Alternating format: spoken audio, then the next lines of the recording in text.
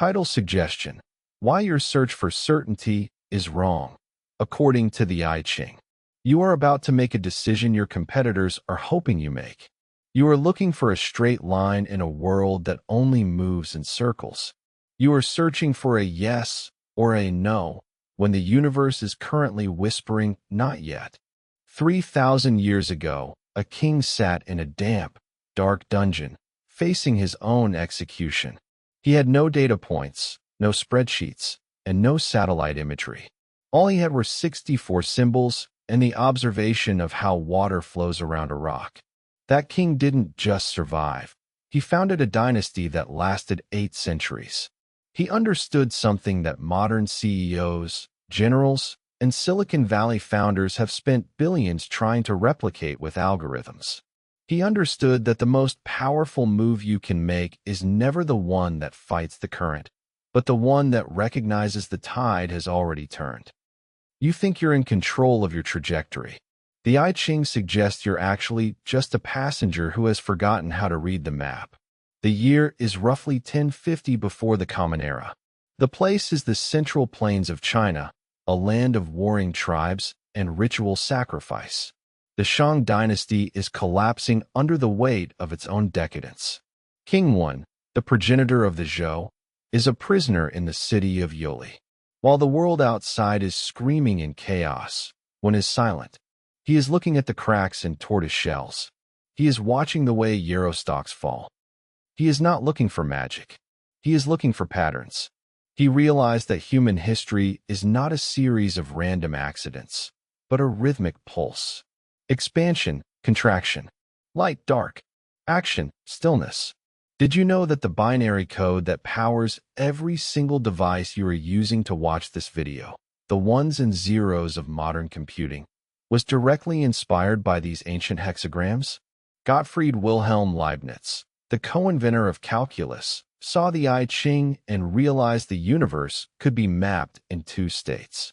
But we have lost the wisdom that Leibniz found. We live in an era of forced growth. We demand quarterly results. We demand instant clarity. When a project fails, we call it a disaster. When a market dips, we call it a crash. To the sage, there is no such thing as a crash. There is only the return. There is only the moment when the pendulum has reached its furthest point and must, by the laws of physics and fate, swing back.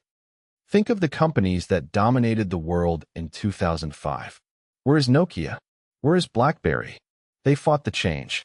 They saw the hexagram of standstill and tried to treat it like the hexagram of breakthrough. They applied the wrong medicine to the right moment. Today, we explore the I Ching, the Book of Changes, not as a book of fortune-telling, but as the ultimate manual for high-stakes decision-making in a world that refuses to stand still. The stakes for King Wen were life and death. The stakes for you might be your career, your legacy, or your inner peace. The weight is the same. The oracle's wisdom isn't about predicting the future. It's about having the eyes to see the present as it actually is, rather than how you wish it to be. We are entering the mind of the sage monk. We are stripping away the hustle culture and the certainty bias. Our first teaching comes from the very beginning of the Book of Changes. Hexagram 1. Chen. The creative. The text says, hidden dragon. Do not act. Read that again. The most powerful symbol in the entire book, the symbol of pure energy, pure heaven, pure leadership, begins with a command to do absolutely nothing. In plain language, this means that having the power to act is not the same as having the timing to act. You may have the capital. You may have the talent. You may have the disruptive idea. But if the dragon is still hidden, if the market isn't ready, if the internal culture isn't forged, acting is a form of suicide. Consider Steve Jobs in 1985. He had the vision. He had the creative energy. But he was a hidden dragon. He had been cast out of his own company. Most people would have spent that time bitter, trying to force their way back in through litigation or public relations. Instead, Jobs retreated. He started next. He bought Pixar. He spent over a decade in the hidden phase. He didn't force the return. He waited until the patterns of the industry shifted to meet him. The actionable principle is this: confusion is often just the hidden phase of a great realization. Never mistake a period of preparation for a period of failure. If you were to stop everything you are currently forcing today, would your world collapse, or would it finally breathe? We move to a darker place. Hexagram 29. Can. The abysmal. Water. The quote from the source text is chilling. The abysmal repeated. If you are sincere, you have success in your heart, and whatever you do succeeds. Water teaches us how to handle a crisis. When water falls into a deep ravine, it doesn't panic. It doesn't try to climb back up. It simply fills the holes and continues to flow. In modern terms, this is about radical transparency during a collapse. Most leaders, when they hit a ravine, a product recall, a PR nightmare, a personal scandal, their first instinct is to build a dam. They hide. They obfuscate. They lie. In 1982, Johnson & Johnson faced the abysmal. Someone had laced Tylenol with cyanide. People were dying. The smart business move at the time was to minimize the news to protect the stock price. But the CEO, James Burke, followed the way of water. He was sincere. He pulled every single bottle off every shelf in America. He told the absolute truth, even though it cost the company $100 million immediately. Because he filled the ravine with sincerity, the water kept flowing. Within a year, Tylenol had regained its market share. The actionable principle. In a crisis, your only exit strategy is the truth. Flow into the problem, not away from it. Statistics show that 80% of corporate crises are worsened not by the initial event, but by the delay in the response. But what happens when things are going well? This is where the I Ching becomes truly dangerous for the arrogant. Hexagram 11 is peace. It looks like harmony, but the sage knows that hexagram 12, stand still, always follows. The text says, the small departs, the great approaches. Good fortune, success. But the commentary warns, there is no plane not followed by a slope. There is no departure not followed by a return. This is the wisdom of the cycle. When you are at the top, you are already beginning your descent. When you are at the bottom, you have already begun your climb. Look at the great moderation of the early 2000s. Everyone thought the business cycle had been cured. Risk was considered a thing of the past. That was the moment of peace where the standstill was born. People forgot how to save. They forgot how to hedge. If you are in a season of peace right now, if your business is growing, if your relationship is easy, if your health is perfect, the I Ching is not telling you to celebrate. It is telling you to store grain. It is telling you to strengthen your foundations for the slope that is mathematically guaranteed to follow. The actionable principle. The best time to fix the roof is when the sun is shining. Audit your vulnerabilities during your greatest victories. Episode 62 brings us to hexagram 62. Xiao Kuo. Preponderance of the small. The quote is poetic but sharp. The bird should not fly high. It should remain low. Great good fortune. This is the strategy for transition periods. When the world is changing too fast, or when you are in a position of weakness, do not try to make the grand gesture. Do not try to launch the moonshot. This is the marginal gains theory. If you cannot win the war today, win the next 5 minutes. Think of Dave Brailsford and the British cycling team. They were mediocre for a century. Instead of trying to find a superstar or a magic bike, they focused on the preponderance of the small. They improved the aerodynamics of the jersey by 1%. They found the pillow that gave the best sleep. They taught riders how to wash their hands to avoid the 1% chance of a cold. These small things added up to the most dominant run in Olympic history. Question: are you failing because your vision is too small, or because you are trying to fly too high for your current wingspan? The actionable principle. In times of uncertainty, excellence in the trivial is your only path to the monumental. The I Ching teaches us that there is a time for everything. A time to advance like a tiger, and a time to retreat like a mouse. The strategist is the one who can tell the difference. Most people only have one gear. They are always on. They are always grinding. But a saw that is always cutting eventually loses its teeth. A bow that is always strung eventually loses its snap. The sage monk knows that stillness is a form of action. When you sit in meditation, you are not being unproductive. You are sharpening the tool. When you say no to a lucrative but distracting deal, you are not losing money. You are protecting the creative energy of the hidden dragon. We are obsessed with linear time. We think tomorrow must be more than today, but the I Ching is built on cyclical time. Like the seasons, winter doesn't fail to be summer. It is simply doing the work of winter. If you are in a winter phase of your life, if things feel cold, slow, and dead, stop trying to make it summer. You are wasting energy. Do the work of winter. Dig deep. Store energy. Reflect. If you try to plant seeds in the frozen ground, you don't get an early harvest. You just lose your seeds. This is where modern optimism becomes a trap. True wisdom is not thinking positive. True wisdom is thinking seasonally.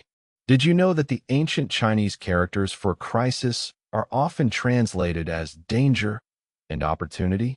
This is a bit of a linguistic myth, but the I Ching philosophy makes it a reality.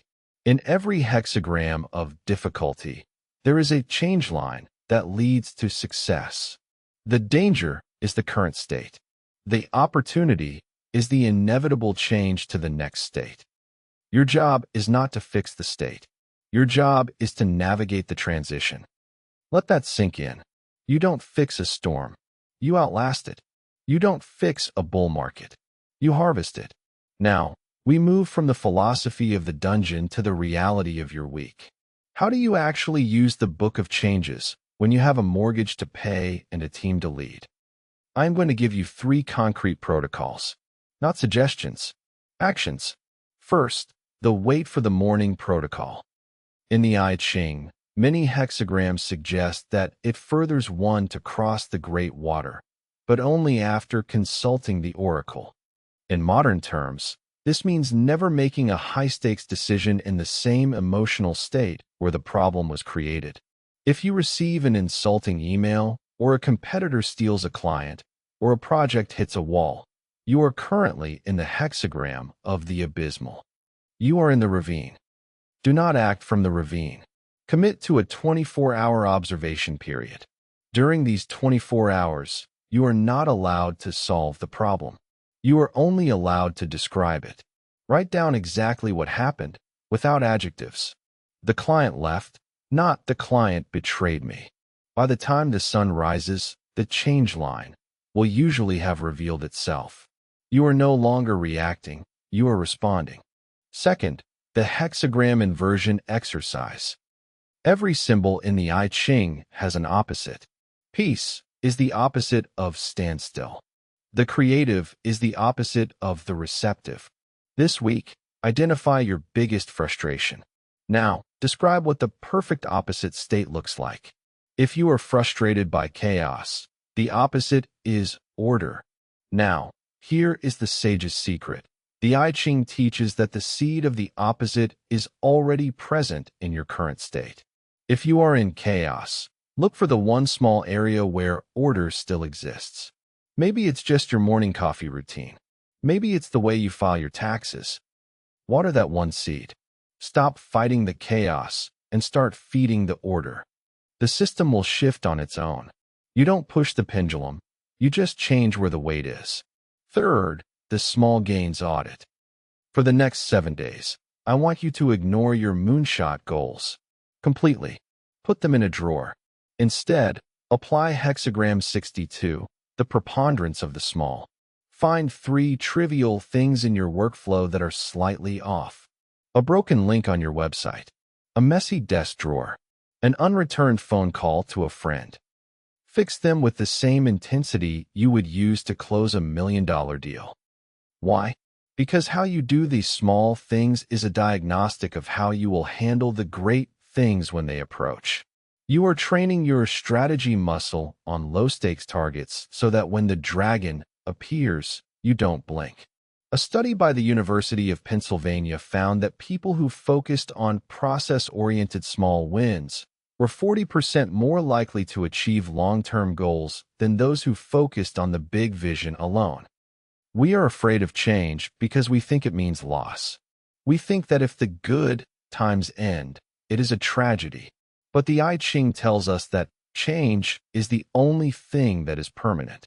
If the seasons didn't change, the earth would wither. If the market didn't change, there would be no opportunity for the newcomer. If your life didn't change, you would never grow. The sage doesn't hope for good fortune. The sage develops equanimity so that fortune, good or bad, cannot move him from his center. Are you a kite that is tossed by every wind of news and gossip? Or are you the mountain that simply watches the clouds pass? Remember the opening of our journey. King went in the dungeon. He was facing the end of his life. He could have spent his final days in terror. Instead, he looked at the cracks in the world and saw a map. He realized that even a prison cell is part of a larger cycle of liberation. He understood that the dungeon was his hidden dragon phase. You may feel like you are in a dungeon right now. You may feel like this standstill will last forever. It won't. It can't. The very fact that you are at a low point is the mathematical proof that a high point is coming. But you must be ready. You must have the sincerity of water. You must have the attention to detail of the bird flying low. The I Ching is not a book you read. It is a book that reads you. It is a mirror. When you look into its pages, you don't see the future. You see the parts of yourself that are currently out of alignment with the rhythm of the world. Most people will continue to fight the tide. They will continue to demand certainty in an uncertain world. They will continue to wonder why they are exhausted. But you have the oracle's wisdom now. You know that the search for certainty is the very thing that makes you vulnerable. Stop looking for the right answer. Start looking for the right timing. The tide is turning. Can you feel it? If you find yourself in the abysmal today, remember that the ravine is what gives the river its power. To understand the deeper strategies of the Zhou and the fall of the Shang, you'll want to see our next episode on the mandate of heaven. The links to the source texts and our full strategy breakdown are below. Do not subscribe because you want more content. Subscribe because you refuse to be a passenger in your own life. The dragon is no longer hidden. It is time to see. To know the seeds is divine. The I Ching.